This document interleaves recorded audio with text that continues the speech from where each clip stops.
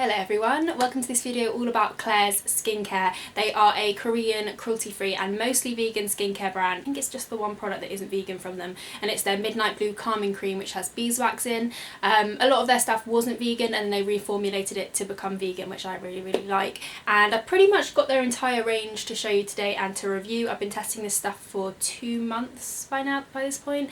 This video is a bit belated, but I did film this video, but my opinions changed as I use the products more. So yeah, I'm sorry this video's taken a while, but I wanted to actually test. With skincare, I feel like it does take a while to get a well-rounded opinion. You can get your first impressions, but I don't personally think they're worth that much unless you've tested the products out for a couple of months. So yeah, sorry it's late, but here it is. I told you I was going to do it, and I deliver on promises. It just takes me a while.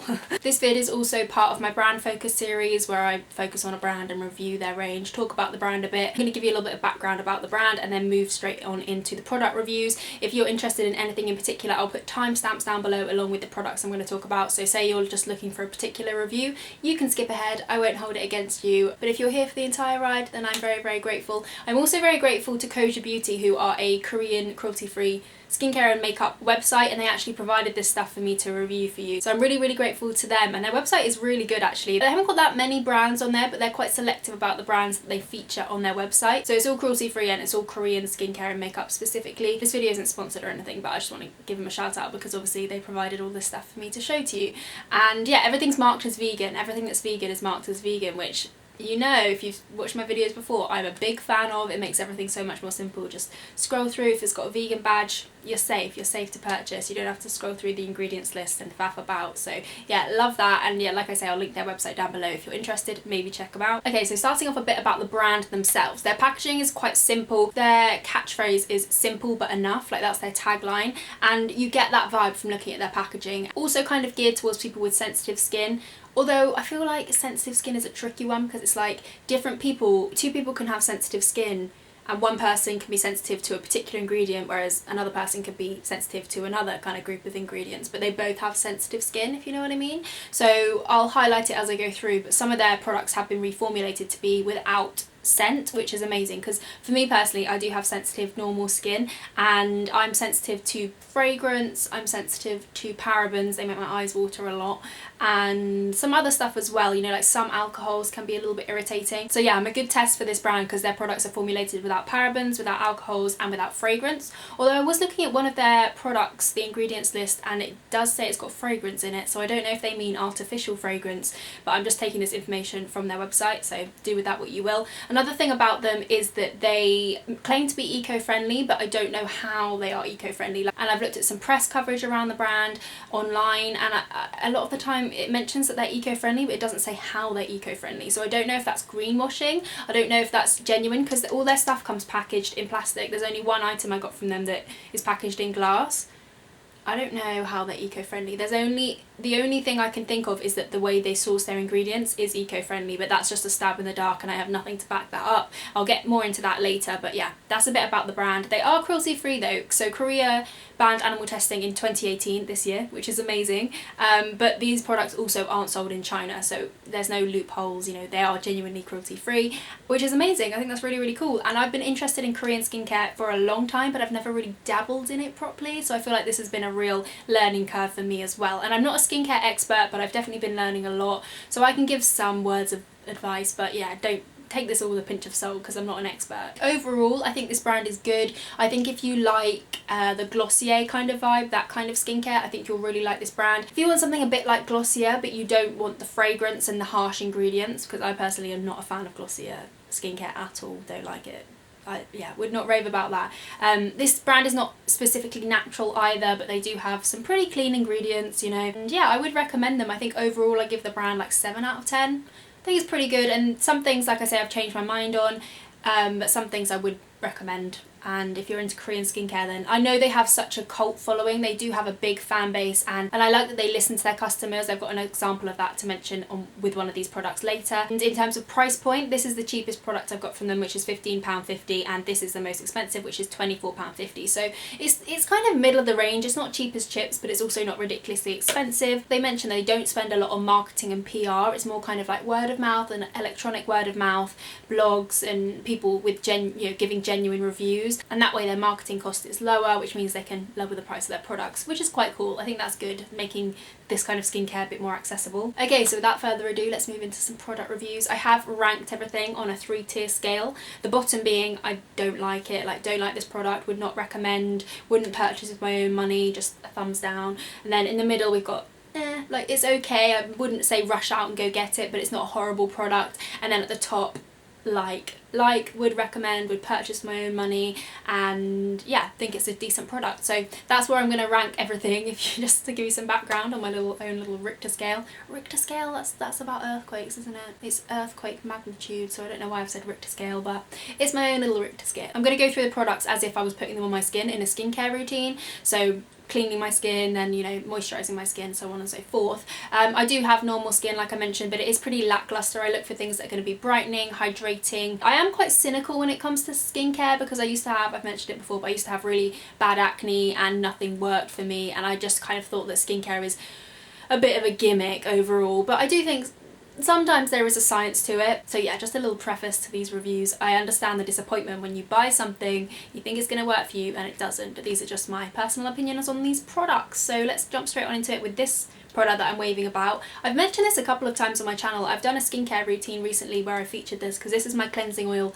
of the moment. It is their Gentle Black Deep Cleansing Oil. It's not actually black, it's just a clear cleansing oil. It has a slight natural scent, but it doesn't irritate my eyes at all. I've used the Body Shop Chamomile Cleansing Oil, which is nice, but that does irritate my eyes, whereas this one doesn't. I do use it in combination with a flannel, so if you haven't used a cleansing oil before, I double cleanse, and that is something typical of a Korean skincare routine. In Korean skincare, you're recommended to double cleanse, which basically means you use a cleansing oil and then you use your cleanser. So the cleansing oil gets the makeup off your skin, and then the cleanser really cleans your skin. So then that means that the next products you put on, the ingredients can penetrate deeper into the skin and work better, basically. And needless to say, as I've mentioned it on a couple of occasions on my channel, this product gets a like. It is £21, but I think it's worth the money. I think it's good. Is it the same as just using jojoba oil? Yeah, pretty much. It is the same as using jojoba oil, but I love jojoba oil. I think it's really good. This is a blend of a couple of different oils. It has got jojoba in it, but it's also got sesame seed oil, soybean oil, cranberry seed oil, shea butter as well. It is a nice blend of oils. Like I say, I do use it with a cloth because it's not thick, but it definitely works better with a cloth. But overall, I think it's pretty thin. I think it's the thickness of jojoba oil, and I'd recommend it. I think it's good. 2 pumps does my entire face, and I love that it comes with this little safety clasp so it doesn't leak in your bag. And as soon as it runs out, I will be reusing this packaging with whatever. I mean, I'll probably get jojoba oil next, to be honest, or try a different cleansing oil, but I would definitely repurchase this and use it with my own money. I just feel like it's not holy grail, if you know what I mean. I think it's really good, but it's not like, right, I'm never going to try any other cleansing oil again because it's as good as jojoba oil, if you know what I'm saying. So yeah, that's the first product. Still would recommend and would purchase again with my own money. The next product is this Rich Moist Foaming Cleanser. So this is a foam cleanser, but it's not your typical foam cleanser, because usually as soon as I would hear foam cleanser, I would think, no, not for me, not for me. I used to use this Body Shop Tea Tree one, which was so stripping and so drying. Would not recommend, and a lot of skincare experts don't recommend foaming cleansers, but I would actually give this product a like. I do like this. I think it's nice. I don't use it every day, but now and again I like using it. It retails for £15.50, and it's not stripping like a typical foam cleanser. It's almost hydrating. It feels smooth and silky. I've never tried a foaming cleanser like this before. Usually they're kind of, I don't know, the foam isn't really hydrating or creamy, it's just foam. Whereas this feels like it has more of a silky texture to it, and it leaves your skin comfortably clean. And the foaming agent in it is something called sodium lauryl sarcosinate. I'm sorry if I'm saying these things wrong. SLS, basically, and you may see in a lot of skincare SLS free. It's kind of a thing that you tend to avoid in skincare, but that's actually sodium lauryl sulfate. And both of those ingredients, sulfate and sarcosinate, are both lathering cleaning agents, so they give that foaming kind of, what's it called, surfactant? They give that kind of property to the product. But this ingredient in this product is not, it's non-irritating, it's not derived from petroleum oil as well, it's actually, it can be derived from coconut oil. So that's what I'm thinking when they say they're eco-friendly. Maybe it's because they source their ingredients in a more eco-friendly way. That's just what made me think that when I said it earlier, but yeah, again, that's just a stab in the dark, I don't know. But like I say, this is a nice hydrating foaming cleanser, and I wasn't expecting to like it, but I do quite like it. I'd recommend it. If you like a foaming cleanser but you want something a bit more hydrating, I think this is good. Hasn't made any visible difference to my skin, but it feels nice and doesn't leave my skin too stripped. Next up is their Gentle Black Sugar Facial Polish. I like this. I think this is good. I've mentioned it again in that skincare video that I did, my evening skincare routine. I like to use this about once a week on my lips and just around my T-zone, like around my nose. It's a sugar scrub, so it's a physical exfoliant, but it's held in this kind of gel formula. It's really interesting actually. It's a very nice, nourishing carrier formula, and it's one of the nicest sugar scrubs I've used, because some are a bit harsh, aren't they? They don't have that nourishing, even if they're suspended in a cream, they're not nourishing enough and they can be a bit harsh on the skin, whereas this is almost in a thick gel. I'm trying to think of what I can compare it to, kind of like a thick honey maybe, but obviously this is vegan, and yeah, it's really good. I like using it to exfoliate my lips. I think it's nice. It gets the dead skin cells off and does its thing. It retails for £21, which is quite expensive, but I've got loads left and I've been using this pretty frequently every single week for the past 2 months, but I only use a tiny amount. You don't need that much, but yeah, I would recommend this. It definitely gets a like from me. Okay, so at this stage we have cleaned our skin, we have dried our skin, and we're going to move on to toner. So this is their Supple Preparation Unscented Toner, and they do have a scented version which has essential oils in, but actually, and this is something that I kind of briefly mentioned earlier, they had some feedback from their customers saying that their toner was nice, they liked it, but the essential oils in it were a bit irritating, so they reformulated it. They still sell the old version, the scented version. I think it's just called their Supple Preparation Toner, whereas this is like an unscented, newer version, and I think that's really cool. I think that the fact that they listened to their customer base and the reviews that people were giving, and then they thought, okay fine, we'll give you something that you'll like a bit better, and they made this. I think that's really, really cool. Also, this originally wasn't vegan, the scented version wasn't vegan, so they reformulated that one and this one to be vegan. So I think that's really cool of a brand to do. I just wanted to give that a shout out, and this is really nice. It's kind of like a bouncy formula, like it's a bit thicker. So typical Western toners, just a bit of background, typical Western brand toners, they're a lot thinner and they're more of a cleansing step as opposed to it's kind of taking stuff off your skin, whereas this is more adding stuff to your skin. The problem with that is typically in a Korean skincare routine, you've already double cleansed and cleaned your skin and exfoliated. You don't need to cleanse again. So you might see people use a cotton pad, and so you may have seen people use a cotton pad, put it over their face, and then they show you and it's got all makeup on it, and it's like, wow, all that makeup was still on my face.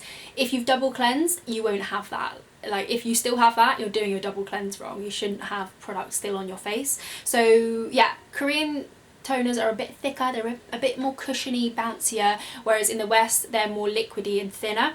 So what I do with this is I just put a few, I've actually used this quite frequently, but it looks like I've only used a tiny amount, so this might last quite a long time. But yeah, this does get a like. I think this is good. I just put a few drops on my hand and pat it into my skin until it's absorbed. Another typical Korean technique is to do, I think it's 10 layers of toner to add, like, lock in hydration. I don't have time to do 10, pat it into my skin.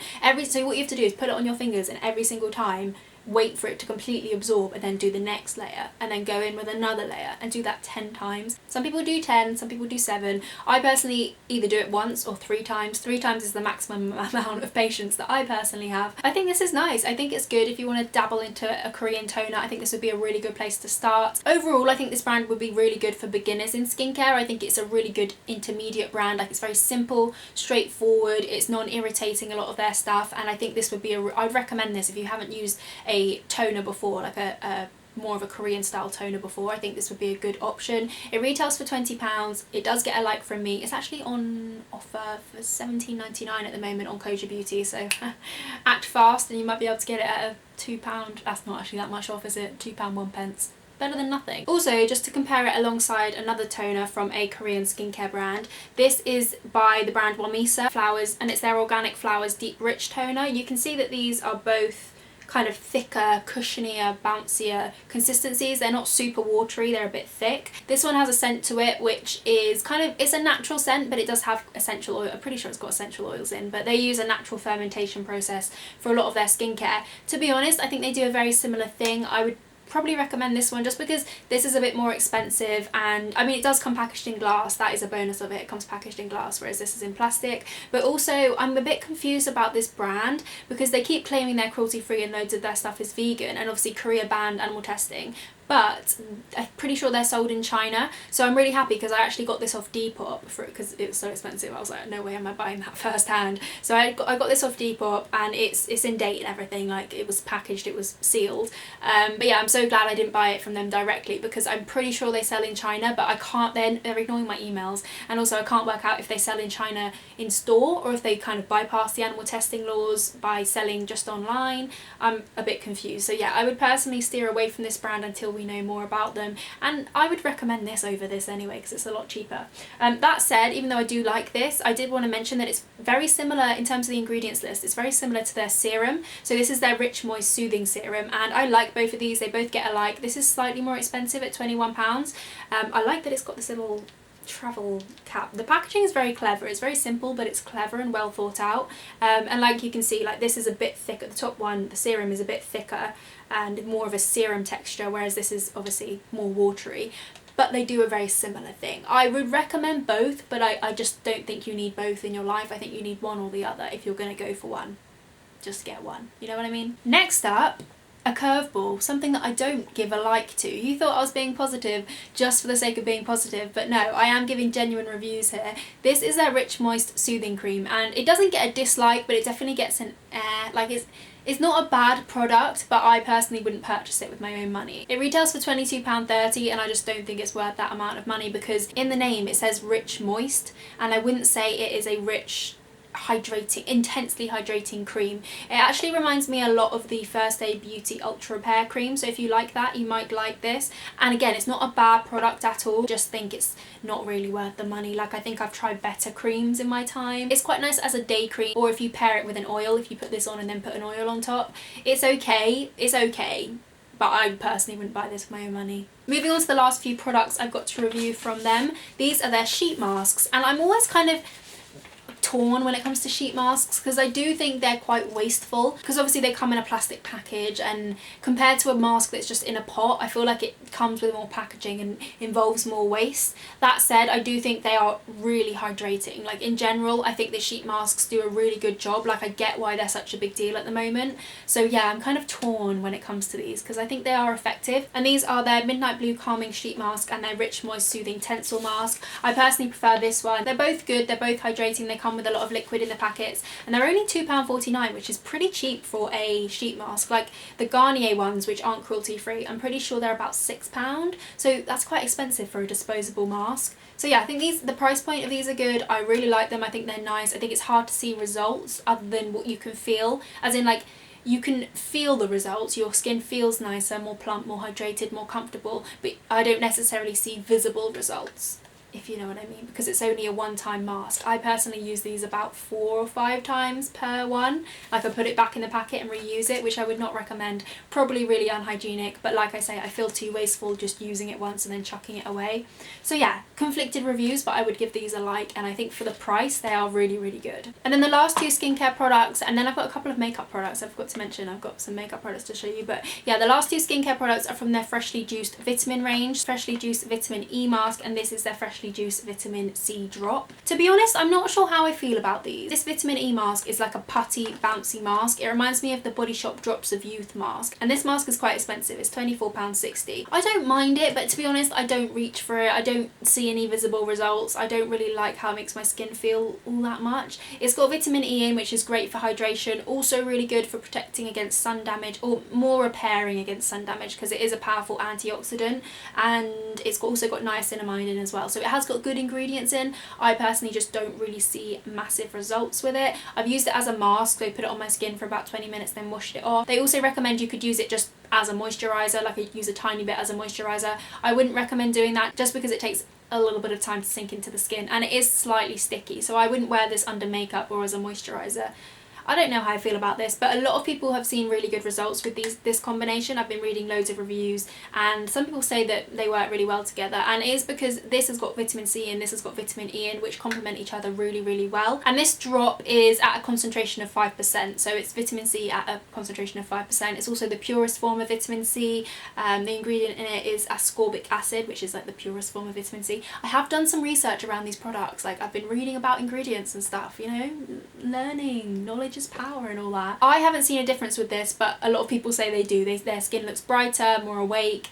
And I think this would be good if you're a beginner and you just want to test out vitamin C products, but you don't want anything that's going to make your skin sting or tingle too much. I think this would be a good one to start with, because I have seen this is at a concentration of 5%, but they can go up to like 20%. So they can go quite high, and those are a bit stronger. They're a lot more sticky. This isn't sticky at all, actually. It's quite a watery consistency. I think this would be good for beginners if you want to see if vitamin C makes your skin, because I think everyone's skin is different as well. I think people's skin reacts better to different ingredients. So I think there is a bit of variation, which makes skincare quite difficult, because obviously everyone has different skin types and skin tones and preferences. It makes recommending skincare quite hard, but I do think if you're interested in vitamin C, this might be a good one to go for, because it's £20, so it's not, I mean, that is quite expensive, to be fair. For one product, that's quite expensive. Also, a con of this, I would say, is the packaging. The packaging is weird because you can see it's in a clear bottle, but usually vitamin C serums are in brown bottles because they protect against sun damage. Obviously, you shouldn't keep your skincare in direct sunlight because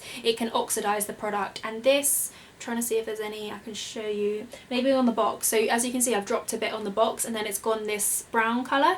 If this goes brown or orangey, don't use it, because that means that it can be potentially more damaging to your skin than beneficial. So I don't know how this hasn't oxidized. I think maybe it's like a special container. Yeah, you'd think it would be in a dark brown container, but that's just something to note. Overall, I wouldn't rant and rave about them, but I also don't think they're awful. I will definitely continue using them and finish them up because I'm a little bit paranoid about sun damage, and I know that vitamin E and vitamin C together are supposed to be amazing. Like, they're supposed to give something like 4 times the protection of sun damage and repair your skin really nicely. And then last but not least, let's talk about some makeup. So this is a cushion foundation. It's their Mochi BB Cushion Foundation. It's SPF 40 PA++. I don't think that SPF is mineral SPF, I think it's chemical. Oh, I like this packaging. I think it's nice. I don't typically go for the K-beauty vibe in terms of the aesthetic, but I do think this is pretty cute and it's very sleek, it's very lightweight, and I've been using the little cushion puff that comes with it to apply my concealer, but I haven't actually been using this foundation very often. I do like it. It's very lightweight on the skin. It's silicone free, even though it kind of has that silicone slip to it. It's also paraben free, obviously fragrance free and all that jazz, so I think it's nice and lightweight. I would say a con of this is that it is supposed to be a universal shade. It's not a universal shade. Like, let's be real. Let's just state facts. If you had a really deep skin tone and you put this colour on your skin, would that look flattering? Would that look odd? I think it would look odd. And it really grinds my gears when brands come out with universal shades when they're not genuinely universal. This is light coverage, but it still shows up on the skin, you know? I think that's a bit insulting. I don't like that. Would I buy this with my own money? No, I probably wouldn't. But I really like the cushion that comes with it, but it's not worth £22.30 or whatever this costs. And then lastly, their Illuminating Supple BB Cream. I actually don't have it to show you because I'm giving it to Sophie. It's nice and lightweight, and when I saw that it was SPF 50, I was really, really happy. But it's got titanium dioxide in, zinc oxide in, and then it's got chemical SPF in. I don't know why they added the chemical SPF. I think they should have just held it at the first 2 mineral SPFs, but I find it's very drying on my skin. I think it sits nicely on the skin. It doesn't cling to dry patches or anything, but for some reason it feels, I don't know if it's because I was using it in the height of summer, and obviously it was, if you don't know, in the UK it was very hot this summer, and when you're out in the sun a lot your skin tends to get more dry, or my skin tends to get more dry. So I don't know if it was situational, if it was just that I was out and about a lot therefore my skin was drier, or no, I felt like it dried my skin out. I didn't really like how makeup sat on top of it in terms of, I don't think it gave me enough coverage. I prefer a higher coverage base basically. So yeah, it just wasn't for me. I wouldn't necessarily buy it myself.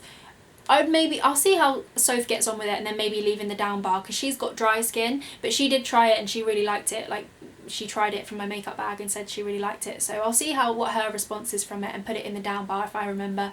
But yeah, that's pretty much everything I've got to review for you from Klairs. I really hope you enjoyed this video. God, I feel like I've been talking for ages, but I wanted to give concise reviews on each of the products, so I really hope that was useful. If it was, please give this video a thumbs up, because I've been talking for about 50 minutes at this stage and I'm quite tired from it. I'm quite sick of my own voice, so yeah, maybe give this video a thumbs up if you liked it, and maybe subscribe if you'd like to see some more from me about cruelty-free and vegan stuff and things. And yeah, I hope you have a lovely day, and hopefully I will catch you in my next video. Bye!